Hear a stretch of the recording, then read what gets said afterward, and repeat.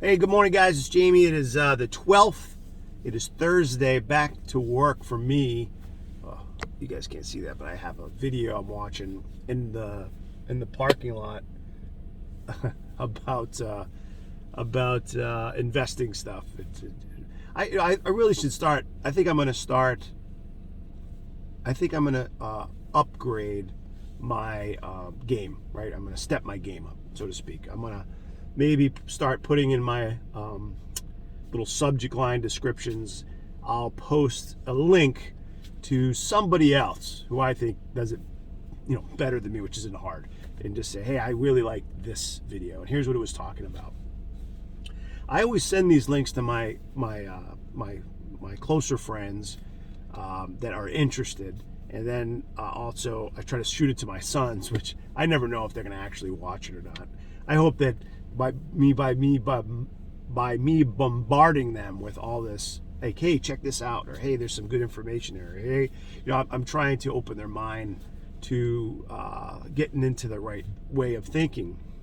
And maybe that's what I'm not really ever sure what I'm going to call this, these videos, but I think that would be the subject matter is getting your mindset, to be a millionaire, or having a mindset of good practices and disciplines and processes. And that's what the video is. I was watching about this gentleman who traditionally thought that, not that education is a bad thing, because it's not. I have a high school diploma, right? And as I get older, I have a desire to learn, and I think the more educated you are, it gives you an edge that uneducated people don't have, right? So knowledge is power. It doesn't guarantee you success. It doesn't guarantee you to become immensely wealthy, right? But I don't think there's anything wrong with it. I think that education is important for any country, for children. So I am not going to talk badly about getting a degree or a high school education. I do agree, or a college education. I do agree with the problem that we don't teach young people, right? The importance of credit and good debt and bad debt and finances, and some of those options. And maybe that's because that's the way the I don't know, the super wealthy, the super rich, the government wants it to be. I don't know that for sure, right? But you hear all these different stories. But I think that the vast majority of people, right, in the world, not just here in the U.S., they go to work, and there's nothing wrong with having a good work ethic, and having a hustle, and whatever the product or services that you do, because that could turn into a big thing. But obviously, if you're educated on how money works at an earlier age, you are going to have an advantage, right? And I was talking to a buddy of mine yesterday, or the day before, and he works for Fidelity. He manages the FedEx guys. I might have mentioned it before, and he's my middle school, high school, one of my best friends, and we stayed in touch all these years. And he manages these FedEx guys' money, that they're pilots, and they make good money. 6 figures, I think somewhere between $200,000 and $300,000. I didn't research it, but I'm pretty sure that's what they do about. And he helps them to invest.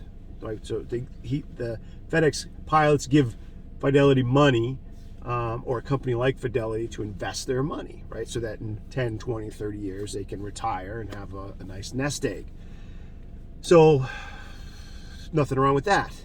But what he was talking to me about was a piece of land he bought over by Destin, which he's been encouraging me to, as I'm saying, hey, I want to become a real estate investor. And I kind of have been for some time. I just didn't really realize it, but I want to step that game up. I want to start really getting into that more so this next decade, from my 40s to my 50s, and I would enjoy that and grow that entrepreneurial thing, as well as hopefully hand this down to my kids, regardless of what what happens in the world, right? Because I don't know what the ultimate outcome will be, other than my Christian faith stuff. But I'm still going to carry on, right, in the meantime.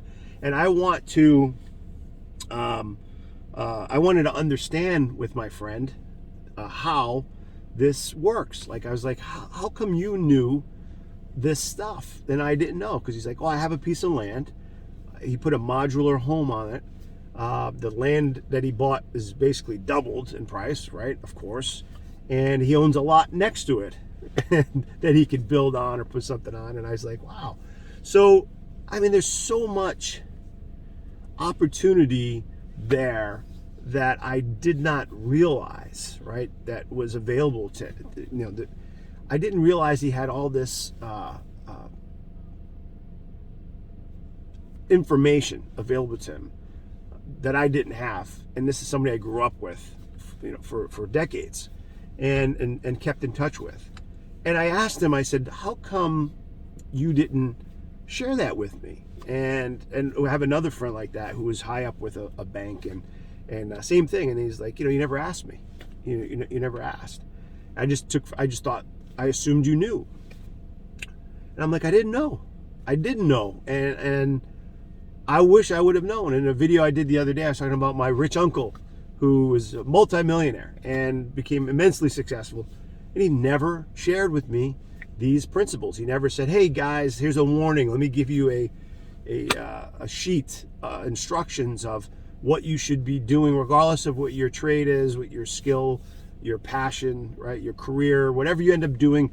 Make sure you follow these basic principles. Here's some things that you could do that will give you an advantage. This is how you can, save in taxes, not because you want to beat, you want to, what's the word? You want to do tax evasion, right? And that's what I was watching this video about. It was called tax evasion versus tax avoidance. And tax avoidance is not illegal, right? It's like, how do I keep my money? And it was talking about how the rich people, the really, really wealthy people, don't pay taxes. Doesn't mean you shouldn't and you're not gonna, but they know how to avoid tax avoidance, paying all these hefty taxes. Like we pay, I pay like almost 40% in taxes, and I'm I don't know what the percentage is. Like I make pretty good money, right? And not millions. I don't make millions of dollars a year, but if you make six figures a year, regardless of how it goes, and it's on the books, you are going to get taxed on that money, and they are going to take a good piece of it. Now you might have some things you can write off, but if you don't know what your options are, like, hey, you can, for example, this is something I didn't know, like the gentleman was talking about Elon Musk owning shares of Tesla, and he owns, I don't know, millions of shares of Tesla that are worth right now, I think $700 or $800, or they're down a bit, but everything's down. And so if he owns it for $6 and they're worth $500, right? Then he can go to the bank and borrow against that at a low percentage. And now it's not income, it's a loan, it's debt. So he avoids paying taxes on that money. So that was interesting to me, and I kind of knew about that kind of stuff. And as I was looking at some real estate options where I could put money down and like I'm like, oh, I only have so much cash available, liquidity they call it, or just cash that I can use to as a down payment. Once I put the money down, regardless of what happens with the market or unforeseen things that the house or property may need, or how much time it's going to take, I only have a limited amount of cash to invest. But if I have stocks, options, cryptocurrencies, if I have 401k Roth IRAs, if I have other assets or other investments that I can borrow against, some of which I knew and some of which I didn't know you could do, I can use that money, right, at a low interest rate to grow other investments. And that is how a lot of people get, have more money, right? Like they keep increasing their monthly and annual income if they're things that cash flow meaning like I have 10 grand sitting somewhere and it brings me nothing. I have 10 grand sitting somewhere, 100 grand or $1 million, and every year it brings me a return on my investment, a cash flow of my, let's say 10 grand brings me a $200 a week. I don't know, something like that. So there's a cash flow. I'm like, all right, so my 10 grand is actually bringing me money. And you got to keep in mind that your money is being devalued every month. There's inflation, and I heard it was around 8.5% now. So years ago, it used to be 2 or 3%. Now it's 8.5%. That is crazy. So if you have 100,000 a year and you're just sitting the 100,000 there, you're losing 8 to 8.5%, right? You're not making it. The money is losing value. So you can't just save money. You have to, like, if you want to protect yourself for the future and your family, you have to start. We need to be more educated besides just earning, because you could give up 5, 10, 20, 30 years of your life, and then you find that your money's not worth what it was worth. You have a couple $1 million that you say, hey, this is great for me. I worked 30, 40 years to get here, and this is and I have this. But if everything collapses, if your money is not worth that, or if it's devalued annually at 8% a year, you're going to be in trouble, right? Because the cost of living has gone up, which has traditionally happened, and all these other things going on in the world may further influence that. So that's all. I mean, that's the message. The message is let's be aware.